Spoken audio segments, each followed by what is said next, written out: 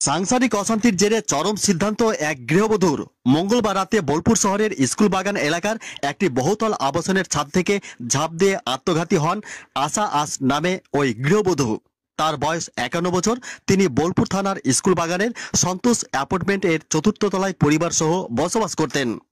স্থানীয় সূত্রে জানা গেছে, রাতে আচমকায় এলাকাবাসীরা ওই মহিলাকে রক্তাক্ত অবস্থায় আবাসনের নিচে পড়ে থাকতে দেখেন। সঙ্গে সঙ্গে খবর দেওয়া হয় বোলপুর থানায়। পুলিশ এসে তাকে অচেতন অবস্থায় উদ্ধার করে দ্রুত বোলপুর মহকুমা হাসপাতালে নিয়ে যান।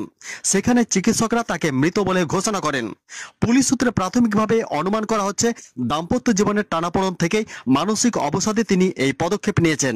তবে মৃত্যুর প্রকৃত কারণ জানতে দেহটি ময়নাতদন্তে পাঠানো হয়েছে। বুধবার ময়নাতদন্তের পরই স্পষ্ট হবে মৃত্যুর প্রকৃত কারণ। ঘটনার পর থেকে গোটা এলাকা জুড়ে নেমে এসেছে শোকের ছায়া। পুলিশ এই ঘটনার তদন্ত শুরু করেছে এবং স্বামী সহ পরিবারের অন্যান্য সদস্যদের জিজ্ঞাসাবাদ করা হচ্ছে। বাড়ির অভ্যন্তরে ঠিক কি ঘটেছিল তা জানার চেষ্টা চালাচ্ছে বোলপুর থানার police. Bureau report, Nalhati news express.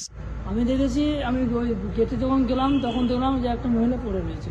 ঠিক আছে, তো ওখানে ছেলেটা যাওয়ার পরে ঠিক আছে, ওকে জিজ্ঞেস করলাম যে ছুটে গেল, জিজ্ঞেস করলাম যে কী হয়েছে, ও আমাকে কোনো উত্তর দিল না। তারপর আমি ওই গেটে গিয়ে দেখলাম যে একটা মহিলা নিচে পড়ে রয়েছে। মারা গেছে না, সেটা আমি বলতে পারছি না। ঠিক আছে, কোন কোন কোন অ্যাপার্টমেন্ট থেকে পড়ে, কোন মানে কত তলা থেকে পড়েছে এটা? এরা সব বলা বলি করছিল 4 তলা থেকে। 4 তলা। ঠিক আছে, এইটুকু এর থেকে আমি